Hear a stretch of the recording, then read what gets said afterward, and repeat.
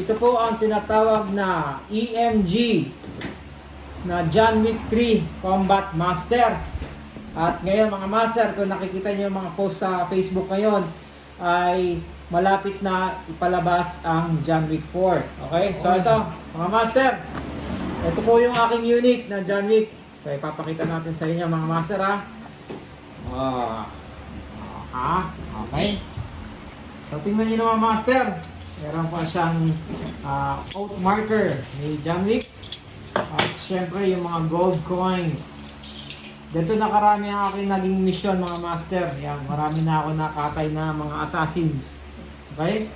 At syempre ito ang EMG John Wick 3 Combat Master STI. Yan o.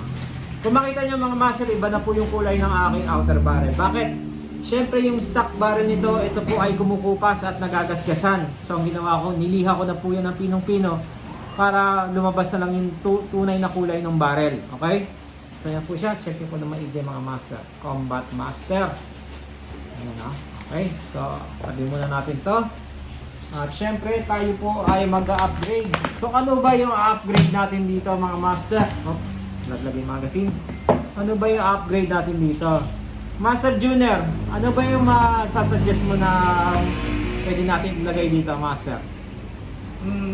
Siyempre, para maganda yung site, kailangan natin magandang fiber optics. So, since na fiber optics yung front side, pwede tayo mag-install rear side na fiber optics pa. So, dito, papalitan natin ito, no? Yup. Pwede rin palitan ito. Pwede rin, dito sa rear, bubutasan ito, Master. Mag-install tayo. Yun. Pwede natin butasan to at mag-install. Okay? Pero sa ngayon, ang i-upgrade natin, Master, ano ba lalagay natin dito, Master? Siyempre, ang pangmayaman, oh. Yan, oh. Ito, Yan. Anong tawag dyan, Master? fixed outer barrel na may spiral design na napaka-pogi. Ang ganda. Sa tingin mo, gano'n ka bigat yan, Master? Medyo may kabigatan to kasi solid brass to eh. Try natin timbangin, Master. Kulang-kulang 1/4 siya, mga Master. At ito po ay purong brass ba ito, Master? Puro to, Master, ha? Hindi to coated. Purong Yes. brass ito. Okay, at ang bigat niya. Solids. Pakinggan nyo. Okay? So mga master, so ito ang aking unit. Kakalasin na natin to. At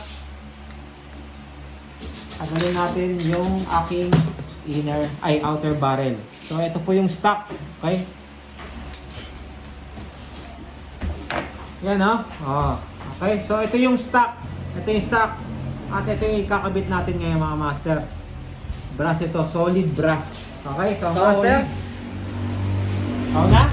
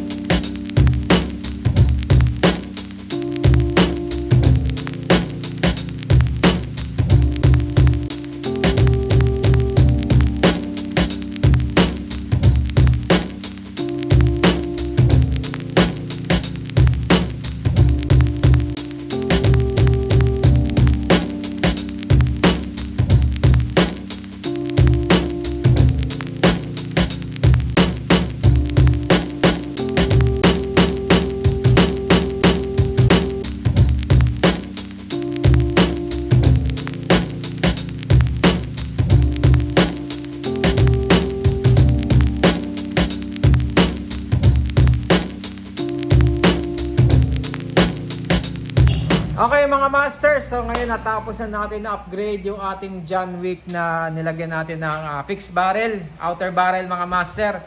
So ayan na, natapos na po gawin ni Master Junior.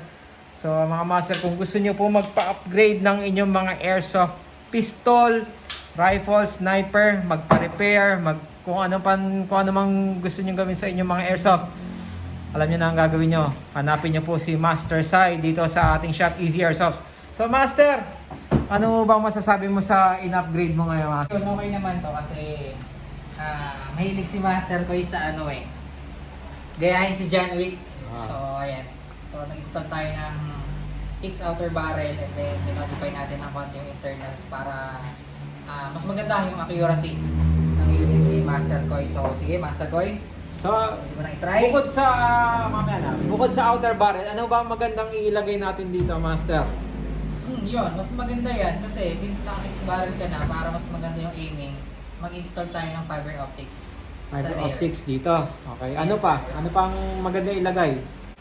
Inner barrel, type inner barrel na Master Mods, yun available dito sa shop. Para mas gusto nyong maganda accuracy ng inyong mga pistol, fixed barrel, and Master Mods internal. So, yun. Tingnan nyo naman, Master, kung gaano kapogi yan. Okay, tingnan nyo. At ang kanyang outer barrel ay naka-spiral design po ito, mga Master. Kasi natin, tanggalin natin yung magazine para makita nyo ang kanyang outer barrel. Ayan siya, mga Master. So, ayan mga Master, napakaganda. At ang isa pang suggestion ni Master Junior o ni Master Sai, mas maganda daw ito kung ipapalitan mo ang inner barrel po nito ng Master Mods. Okay? So yung inner barrel nito ay stock pa rin. Okay? So hindi tayo nagpalit ng inner barrel. Pero kung papalitan natin to ng inner barrel, mas magiging accurate ito. Siyempre, ite-testing natin ito. Pang demo natin yung mga master ha. 0.20. Okay? So ngayon mga master, lagay po natin yung magazine at ikakasa natin.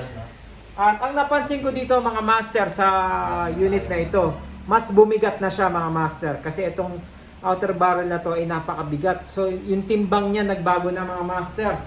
As in parang sabi nga ng isang master natin dito, ay halos yung bigat niya ay parang halos malapit na sa real steel. Okay? So mga master, test fire natin mga master.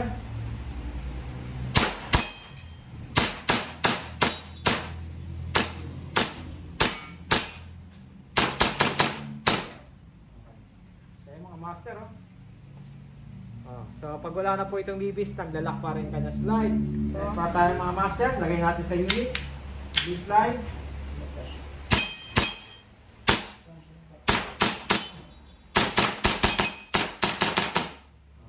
Okay. Hindi na tulad ng dati. Kasi pag yung stock na outer barrel, anong nangyayari? Itong barrel na to, gumagalaw. So yung minsan yung bala yung bibis, palihis, pakaliwa, kanan, ganun nangyayari. Pero ngayon, accurate siya. Diretso yung tama niya. Napakabigat niya ngayon. Mas bumigat siya ngayon mga master. Mga master, ano pang hinintay nyo? Mag-PM kayo sa ating page. Hobby Shop by Easy. And Easy Toys and Hobby. So kaya pwede kayong pumunta dito sa ating shop. Waste nyo lang tayo. Ang lalagay nyo lang sa Waze ay Easy Airsoft. At makikita nyo na po kami sa Waze. Napakadaling punta nito mga master. Malapit lang po tayo sa Tagaytay Twin Lakes. So ano pang hinihintay nyo? Dalhin nyo na po ang mga inyong unit. At magpa-upgrade na po kayo kay Master Junior. Yan pogi Ano pang hinihintay nyo master? Tara, let's!